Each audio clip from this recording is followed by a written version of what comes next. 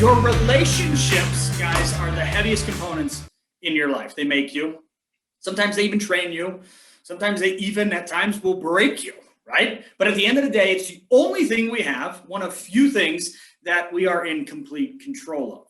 So the more you pour into somebody, the more that relationship will begin to form, the trust will be built, the blind faith established, and ultimately that everlasting bond. Now, I'm not talking about the relationship with your extended family, your brothers, your sisters, or heck, even your mom and dad, right? Like, I mean, there's the saying, you can't pick your family. If that's not so darn true, I don't know what is. However, guys, we can pick the people you want to be in relationship with, the people you want to do life with, the people you lived with when you were in college, heck, the people you love, maybe even once loved. You made those choices. Those are intentional choices to be invested in someone else. That's a relationship. So I've always been a massive believer that it's not the agent with the biggest CRM or the most contacts that wins, right? We hear about it all the time. I have 2,700 people in my database. When was the last time you picked up the phone and called them? And they just have crickets, right? Like it's crickets.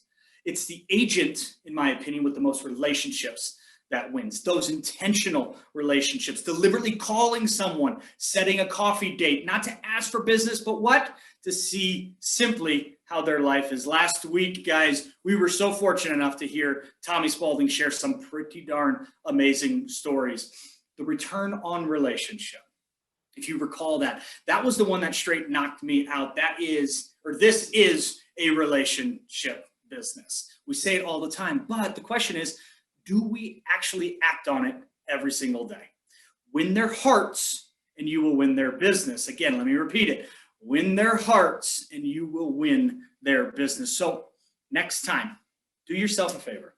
Next time you're scrolling on one of your 47 social media platforms and you hear that little voice in your head that says, you know what? I wonder what so-and-so's up to. Do yourself a massive favor. Pick up the phone. Send them a text. Ask them, how are they? Are they okay? I know it's been a while. This is a script I've used before. I know it's been a while. I'm an ass, but you crossed my mind today and my heart told me to connect with you. Do that, because this is a relationship business. We get caught up, guys, every single day in the 5 things you need to do in real estate, because it's really that easy, just the 5 things. Prospecting, number 1, hands down. And then in no particular order, there's an education component, there's a marketing component, showing property, writing contract components. I mean, heck, I've beaten that over people's heads time and time again, especially in our coaching sessions. The pressure of constantly being on social media, putting out content left and right. Like, I get it. It's difficult to try and keep up with all of this stuff. But the most important piece to this thing we call real estate, is the relationship. These relationships are here for the long haul. These relationships will help you guys survive and in some cases thrive in any type of a market. These relationships at times will be the people who pick you up when you are down. You stay intentional on pouring into others, and eventually, guys, they will pour into you.